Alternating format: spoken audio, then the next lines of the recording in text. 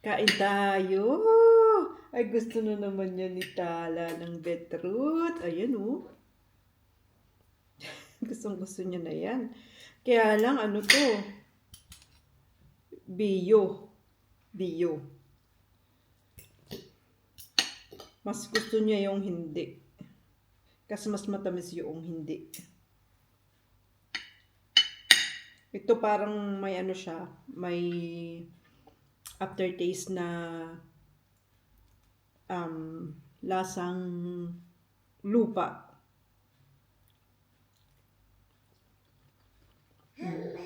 Yung sa ibang supermarket, ano yon, matamis siya.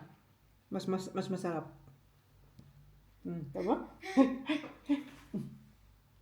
Sip-sip. Sisip-sipin niya yan. Sip-sip lang.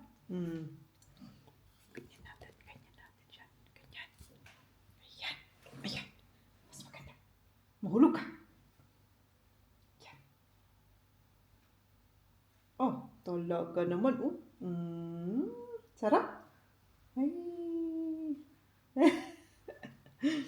Ang sarap kasi ng beetroot. Ako lang sasarapan. Asawa ko hindi. Saka yung tala.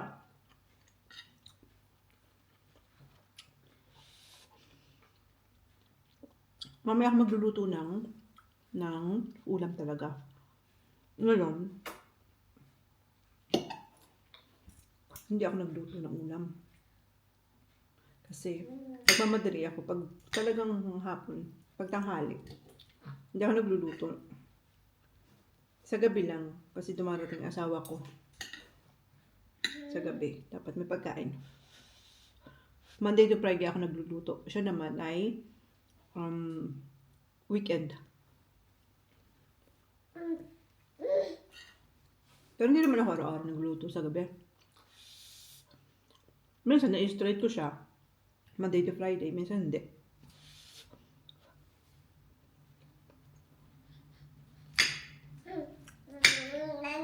Minsan mahirap mag-isip kung anong yung ulam eh.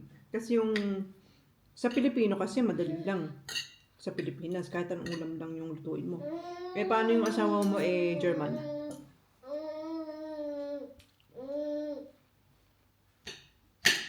Ay hindi naman niya lahat kinakain. Hindi naman. Wala ka mainit kasi mainit yung kanin. At talaga? Tinitingnan ko naman para hindi niya malunok. Hindi niya makagat. Wala pa naman siyang ngipin. Nagingipin pa lang siya. Uy! Yung kulay nito, dumidikit sa sa damit. Kaya kapag puti yung suot niya, didikit. Oh! Ayun! Nakagat niya. Ayan, niluluwa naman niya yan. Kapag hindi niya niluwa, di kukunin ko sa bibig niya. Kasi baka mabulong na siya. Pero sobrang lambot naman niya. Para masanin na rin yung gums niya na ngumunguyak pa.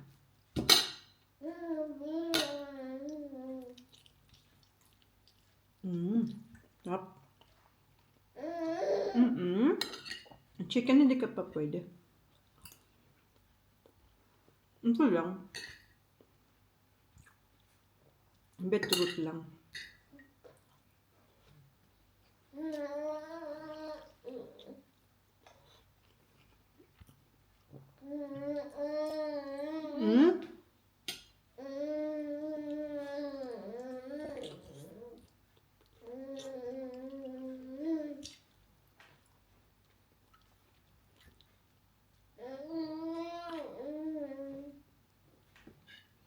Gusto mo pa?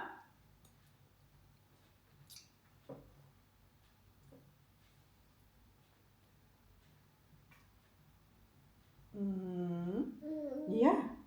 Sarap. Sarap daw. Sarap.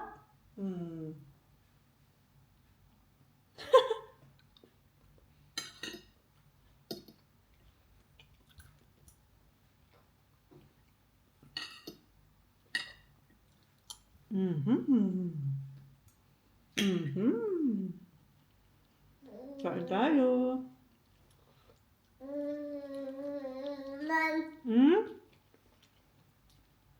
Ikaw naman? Wait lang. Kuha lang ako ng pamunas mo. Tapos, 5 minutes na.